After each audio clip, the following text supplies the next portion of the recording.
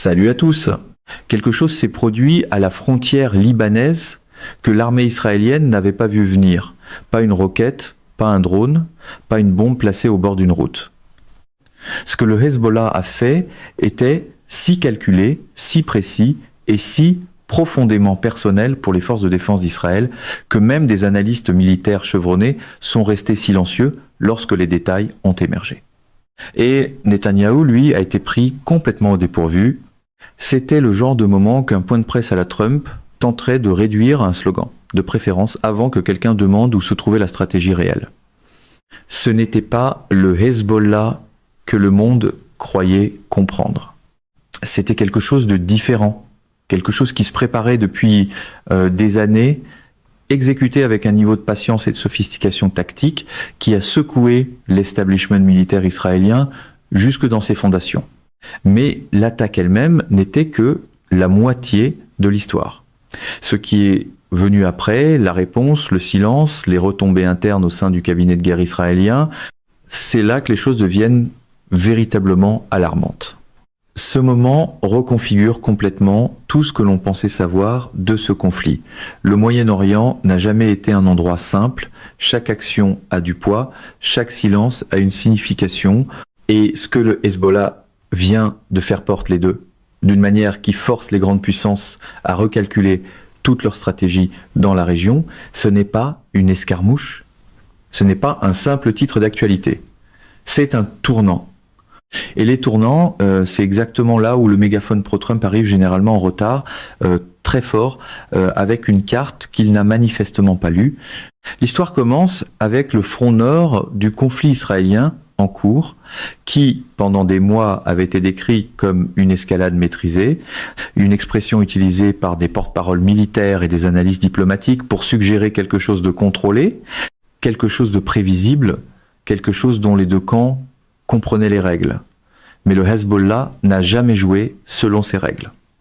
Pendant que les caméras du monde restaient braquées sur Gaza, pendant que les grands titres internationaux suivaient les échanges incessants dans le sud, le Hezbollah faisait quelque chose que presque aucune agence de renseignement n'avait pleinement anticipé.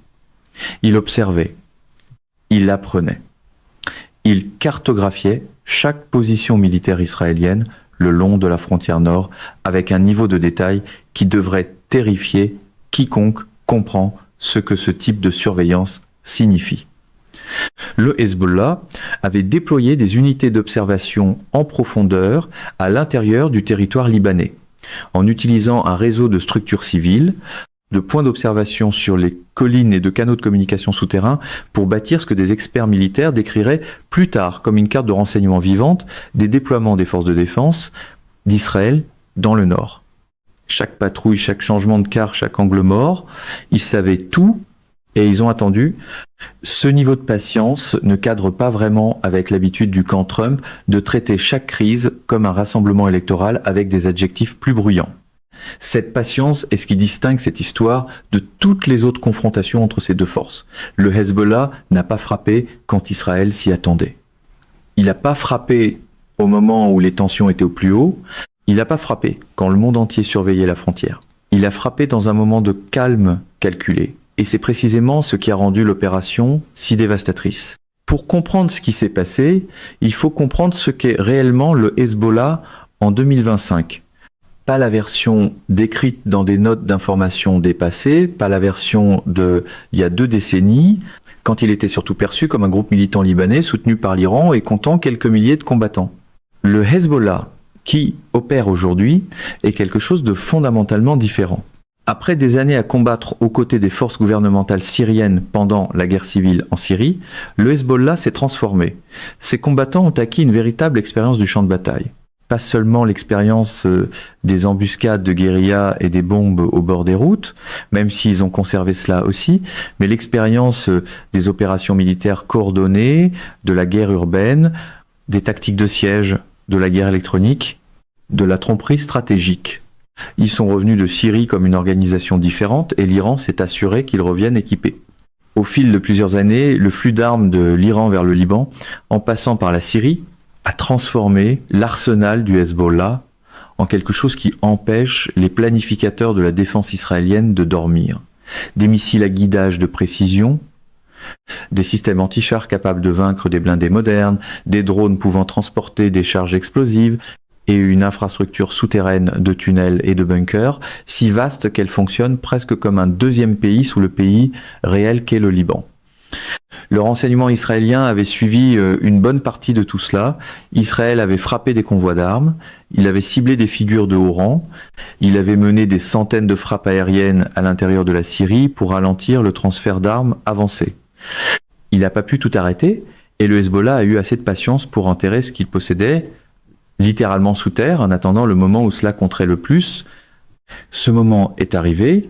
Le Hezbollah a lancé ce qui semblait d'abord être un barrage classique, des roquettes vers des communautés du nord d'Israël. Des missiles anti-chars contre des positions connues des forces de défense d'Israël. Une activité de drone le long de la clôture frontalière. Toutes des choses qui s'étaient déjà produites, toutes des choses que les systèmes de défense antiaérienne israéliens et les unités de réaction rapide étaient prêts à gérer. Mais ce n'était pas un barrage classique. C'était une diversion. Pendant que les forces israéliennes répondaient à ce qu'elles croyaient être l'attaque principale, pendant que les batteries du dôme de fer suivaient les projectiles et que les unités terrestres se plaçaient en position défensive, le Hezbollah a activé une opération complètement séparée, planifiée en silence depuis très longtemps. C'est le genre de différence entre le bruit et la stratégie que les plateaux télé pro-Trump réduisent souvent à une seule bannière rouge clignotante. Une unité spécialisée du Hezbollah, opérant par une route sur laquelle les forces israéliennes n'avaient pas une visibilité complète, s'est déplacée vers une position qui aurait dû être l'une des zones les mieux protégées du front nord. Ce qui s'est passé ensuite a stupéfié les responsables militaires des deux côtés. L'unité ne s'est pas contentée d'attaquer. Elle a extrait du renseignement en temps réel, exploité une faille de communication dont les forces israéliennes ignoraient l'existence et causé un niveau de perturbation opérationnelle qui a forcé les forces de défense d'Israël à suspendre temporairement leurs activités coordonnées dans ce secteur. C'était pas un coup de chance.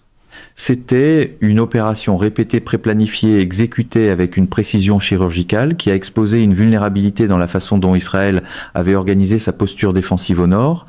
Et les gens à l'intérieur de l'établissement de la défense israélienne ont immédiatement compris ce que cela signifiait. Cela signifiait que le Hezbollah était entré dans leur planification. Pas littéralement, mais opérationnellement. Cela signifiait qu'il avait étudié les procédures israéliennes assez longtemps pour savoir exactement où se trouvaient les failles. Cela signifiait que peu importe ce que les forces de défense d'Israël croyaient savoir des capacités actuelles du Hezbollah, la réalité était nettement plus avancée. Netanyahou a été informé immédiatement et selon tous les éléments disponibles, la réunion ne s'est pas déroulée sans heure. Il existe depuis des mois une tension au sein du cabinet de guerre israélien que le public n'a entrevu qu'à travers des déclarations qui ont fuité et des démentis soigneusement formulés. D'un côté, il y a ceux qui estiment qu'Israël doit répondre à chaque provocation du Hezbollah par une force écrasante, afin de maintenir la dissuasion. De l'autre, il y a des voix qui avertissent qu'une escalade complète sur le front nord, alors que l'opération à Gaza est toujours en cours, étirerait les forces de défense d'Israël d'une manière qui créerait un risque stratégique sérieux. Cette attaque est tombée directement au milieu de ce débat et l'a ravivé avec une férocité que des initiés décrivent comme sans précédent dans l'histoire récente. Netanyahou, dont la survie politique a longtemps été liée à sa capacité de projeter la force, s'est retrouvé face à un moment où la force qu'il devait projeter était soudainement remise en question. C'est là que l'instinct trumpien serait simple, déclarer la force d'abord, définir le plan ensuite et espérer que les applaudissements comblent le vide. La vérité inconfortable révélée par l'attaque, c'est qu'Israël fonctionnait avec une hypothèse précise au sujet du front nord. L'hypothèse était que le Hezbollah comprenait les conséquences du franchissement de certains seuils et calculerait ses actions en conséquence. L'hypothèse était que l'influence iranienne, combinée à la fragilité politique et économique du Liban, empêcherait le Hezbollah de s'engager dans une opération véritablement escalatoire. Cette hypothèse vient de subir un très sérieux revers. Le Hezbollah a franchi un seuil Et il a fait d'une manière conçue pour maximiser l'embarras tout en minimisant le genre d'événements à lourde perte humaine qui aurait immédiatement forcé une réponse israélienne écrasante. Ce calibrage était délibéré. C'est ce qui le rend si alarmant. Parce qu'un Hezbollah qui sait exactement jusqu'où il peut aller sans déclencher une guerre totale est un Hezbollah qui opère à un niveau stratégique très élevé. C'est un Hezbollah qui ne réagit pas de façon émotionnelle. Il planifie rationnellement, froidement, avec un objectif à long terme en tête. Et cet objectif devient de plus en plus clair chaque jour. Un calibrage froid est difficile à contrer avec des slogans brûlants, peu importe combien de fois un porte-parole de campagne répète « pression maximale » devant un micro. Au-delà de la stratégie et de la géopolitique, il y a aussi la dimension humaine de ce qui s'est produit. Des soldats israéliens ont été pris dans une situation à laquelle ils n'étaient pas préparés. Des familles dans le nord d'Israël ont passé une autre nuit dans des abris. Des civils libanais ont vécu dans l'ombre de ce qu'ils savent pouvoir devenir un conflit apocalyptique si la prochaine décision est prise de travers. Le coût humain de cette confrontation n'est pas abstrait, il n'est pas théorique. Il se paie en temps réel par de vraies personnes des deux côtés d'une frontière qui a été trempée de sang pendant des décennies. Et les décisions prises en ce moment dans les salles de guerre, les bureaux gouvernementaux et les canaux de communication secrets entre grandes puissances détermineront combien de ce coût devra encore être payé. Ce que la plupart des gens ne voient pas, c'est que l'attaque n'était pas seulement une opération militaire. C'était un message. Et ce message était adressé spécifiquement à un public très particulier. Pas au public israélien, pas aux médias internationaux, pas même directement à Netanyahou. Le message était adressé aux États-Unis. Cela compte parce que, depuis des mois, des responsables américains mènent une activité diplomatique discrète mais intense, destinée à empêcher le front libanais d'exploser en une guerre régionale totale. Les États-Unis ont maintenu d'importants moyens militaires dans la région. Des groupes aéronavals, des forces terrestres, des capacités de défense antiaérienne, non pas pour combattre le Hezbollah, mais pour signaler à l'Iran et à ses mandataires que l'escalade a un prix. Cette stratégie de signalement repose sur une hypothèse précise. L'hypothèse est que le Hezbollah respecte suffisamment la dissuasion américaine pour s'abstenir d'opérations qui forceraient une réponse directe des États-Unis. Ce que le Hezbollah vient de faire remet cette hypothèse en cause de manière très calculée. L'opération était assez dommageable pour compter. Mais elle n'était pas assez vaste pour franchir les seuils qui contraindraient légalement ou politiquement une implication militaire américaine. Elle était conçue pour tomber dans une zone grise, un endroit où l'Amérique doit regarder, doit reconnaître ce qui se passe, mais ne peut pas agir confortablement. C'est pas un accident. C'est une stratégie géopolitique. Et les architectes de cette stratégie ne se trouvent pas à Beyrouth, ils sont à Téhéran, plus précisément dans les bureaux du corps des gardiens de la révolution islamique, qui est depuis des décennies le principal formateur, bailleur de fonds et conseiller opérationnel du Hezbollah. La zone grise est exactement l'endroit où la fermeté performative a du mal à fonctionner, parce qu'on ne la règle pas en pointant un graphique, et en déclarant que c'est le plus grand graphique que quelqu'un ait jamais vu. Les empreintes de l'Iran sont partout sur ce qui vient de se passer, non pas parce qu'il existe une preuve directe d'un commandement opérationnel iranien, mais parce que la logique stratégique de l'opération s'aligne parfaitement avec ce que l'Iran tente d'accomplir depuis le déclenchement du conflit régional plus large. L'Iran veut garder Israël et les États-Unis déséquilibrés. Il veut épuiser les ressources militaires israéliennes sur plusieurs fronts simultanément. Il veut démontrer aux publics régionaux que la posture de dissuasion américaine a des limites. Et il veut faire tout cela sans déclencher le genre de confrontation militaire directe qui pourrait menacer la survie de l'État iranien. L'opération du Hezbollah a servi tous ces objectifs en même temps. Une seule opération, le long de la frontière libanaise, soigneusement conçue et précisément exécutée, a fait avancer la stratégie régionale de l'Iran à plusieurs niveaux à la fois. Ce n'est pas le chaos. Ce n'est pas du militantisme irréfléchi. C'est une campagne stratégique cohérente, de long terme, exécutée avec une discipline remarquable. Et c'est ce qui devrait inquiéter non seulement Israël, mais chaque gouvernement de la région et au-delà. Et pourtant, quelque part, le manuel pro-Trump tenterait encore de vendre cela comme un problème de volume insuffisant plutôt que de profondeur stratégique insuffisante. La position de Netanyahou est là où les choses deviennent véritablement compliquées. Benjamin Netanyahou est l'un des dirigeants les plus expérimentés politiquement de l'histoire moderne du Moyen-Orient. Il a survécu à des scandales, des guerres, des effondrements de coalitions et des pressions internationales qui auraient mis fin à la plupart des carrières politiques. Mais ce qu'il affronte maintenant est une combinaison de pressions à laquelle même sa grande expérience ne l'a pas pleinement préparé. D'un côté, il y a la réalité militaire. Les forces de défense d'Israël sont une force extraordinairement capable. Elles disposent de moyens de renseignement, d'une puissance de feu et d'un savoir-faire tactique que peu d'armées dans le monde peuvent égaler. Mais elles combattent sur plusieurs fronts simultanément. Gaza a été une campagne épuisante, usante, qui a consommé d'énormes ressources et imposé une pression considérable aux forces de réserve. Maintenir en même temps un haut niveau de préparation opérationnelle sur le front nord est un défi que les planificateurs militaires décrivent dans des termes inhabituellement directs. De l'autre côté, il y a la réalité politique. La coalition de Netanyahou dépend d'éléments d'extrême droite qui exigent une réponse militaire maximale à toute humiliation perçue. Ils ne veulent pas de réponse calibrée, ils ne veulent pas de zone grise, ils veulent la force. Une force écrasante, visible, décisive. Cet appétit pour le spectacle semblerait familier dans l'univers trumpiste, où décisif signifie souvent assez bruyant pour devenir tendance avant l'arrivée des conséquences.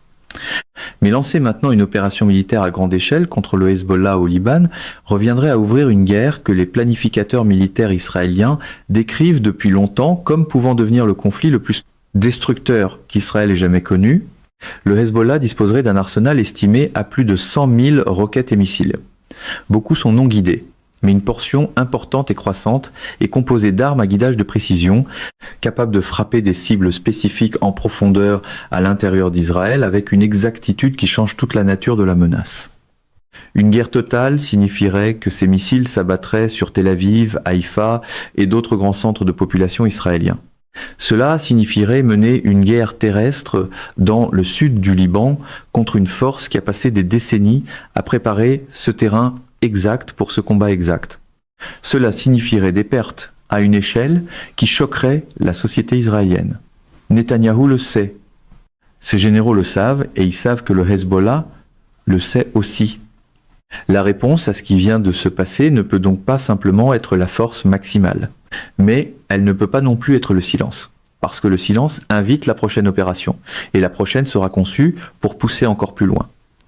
C'est le piège que le Hezbollah a soigneusement construit, et Netanyahou se tient juste au bord. C'est un piège fait de seuil, de synchronisation et de pression, pas le genre de piège qui disparaît parce que une déclaration au podium affirme que tout est sous contrôle. Ce qui se passera ensuite définira la trajectoire de ce conflit pour des années. Mais à l'intérieur même du Liban, le paysage politique change d'une manière qui complique tout. Le Liban est un pays plongé depuis des années dans une paralysie politique et un effondrement économique. L'explosion du port de Beyrouth en 2020, l'une des plus grandes explosions non nucléaires de l'histoire moderne, a dévasté la ville et l'économie. L'État libanais a effectivement cessé de fonctionner de manière significative. Il n'y a pas de gouvernement stable, il n'y a pas de banque centrale fonctionnelle, il n'y a pas de filet de sécurité sociale. La livre libanaise a perdu la grande majorité de sa valeur. Des millions de personnes vivent dans la pauvreté. Et dans ce vide, le Hezbollah s'est imposé non seulement militairement, mais aussi politiquement, économiquement et socialement. Dans les régions du Liban où le Hezbollah opère, il fournit des services que l'État libanais ne peut pas offrir. Il construit des routes, il gère des cliniques, il finance des écoles, il emploie des gens. Pour une partie importante de la population libanaise, le Hezbollah n'est pas un groupe armé. Il est le gouvernement. Cette réalité sociale est ce qui rend le Hezbollah si extraordinairement difficile à détruire par l'action militaire. Parce qu'on ne bombarde pas un contrat social. On ne frappe pas par les airs une infrastructure communautaire sans rendre les gens qui en dépendent plus en colère et plus sympathiques à l'organisation qui l'a construite. Israël le sait, les stratèges américains le savent. Ils n'ont pas de bonne réponse à cela.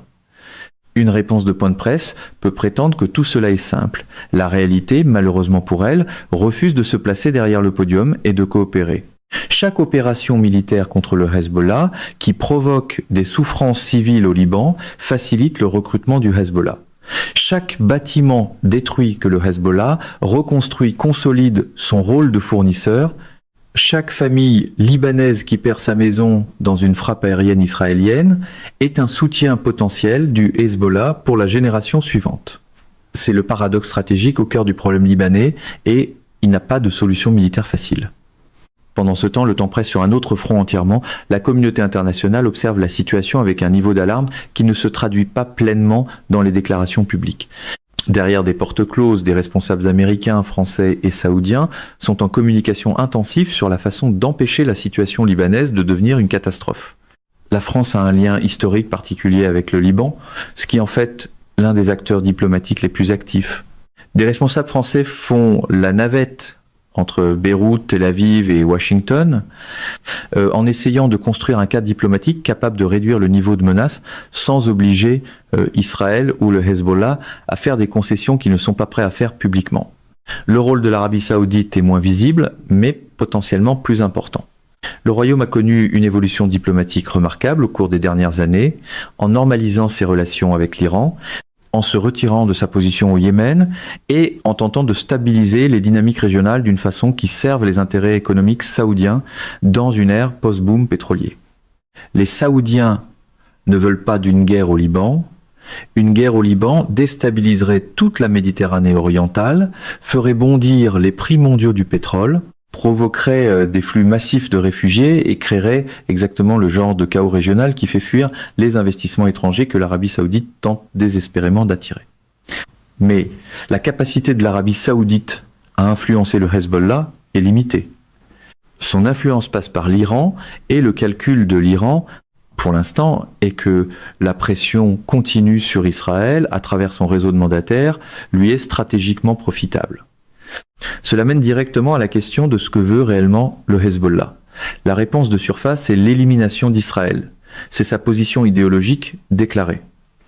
Mais les positions idéologiques et les objectifs stratégiques sont souvent deux choses très différentes. Et le Hezbollah a démontré qu'il était une organisation capable d'un pragmatisme considérable lorsque cela sert ses intérêts. Ce que le Hezbollah veut en ce moment, en termes opérationnels pratiques, c'est rester pertinent. Il veut démontrer qu'il est une force militaire capable et fonctionnelle à un moment où le Hamas, son allié idéologique à Gaza, a subi d'énormes dommages. Il veut montrer à l'Iran que son investissement dans les capacités du Hezbollah a été rentable. Il veut montrer au public libanais qu'il peut défier Israël sans faire tomber tout le poids de la puissance militaire israélienne sur le Liban. Et l'opération qu'il vient de mener a servi chacun de ses objectifs. Le Hezbollah a remporté un succès tactique important. Il a embarrassé les forces de défense d'Israël, il a exposé une vulnérabilité, il a démontré des capacités dont Israël ne connaissait pas pleinement l'existence. Et il a fait tout cela sans franchir un seuil qui justifierait politiquement ou légalement une riposte israélienne massive. Autrement dit, il a fait ce que les slogans ne peuvent pas faire. Il a façonné le champ de bataille sans avoir besoin de crier plus fort que lui. C'est pas un petit accomplissement. C'est une opération militaire et politique sophistiquée, selon toute mesure objective. Et cela soulève une question qui devrait réellement inquiéter tout analyste sérieux de ce conflit. Si le Hezbollah peut faire cela maintenant, que peut-il faire ensuite? Parce que cette opération n'était pas un acte isolé. C'était une démonstration, une preuve de concept, un signal envoyé à Israël, aux États-Unis, à l'Iran et au reste du monde pour montrer que les capacités du Hezbollah ont atteint un niveau qui change l'équation stratégique dans la région. La prochaine opération sera conçue pour s'appuyer sur celle-ci, pour pousser plus loin dans la zone grise, pour tester le prochain seuil, pour recueillir davantage de renseignements, exposer davantage de vulnérabilité et continuer à construire l'image opérationnelle que le Hezbollah élabore depuis des années, à moins que quelque chose ne change fondamentalement. C'est là que l'histoire atteint son point le plus dangereux et le plus incertain. Il existe plusieurs façons dont la situation pourrait évoluer. Aucune n'est simple, aucune n'est garantie. Et certaines mènent à des endroits que les dirigeants régionaux tentent désespérément d'éviter. La première possibilité est la poursuite d'une escalade maîtrisée. Les deux camps continuent d'échanger des coups sous le seuil d'une guerre totale. Israël mène des frappes ciblées contre les infrastructures et le personnel du Hezbollah. Le Hezbollah continue de tester les défenses israéliennes avec des opérations de plus en plus sophistiquées.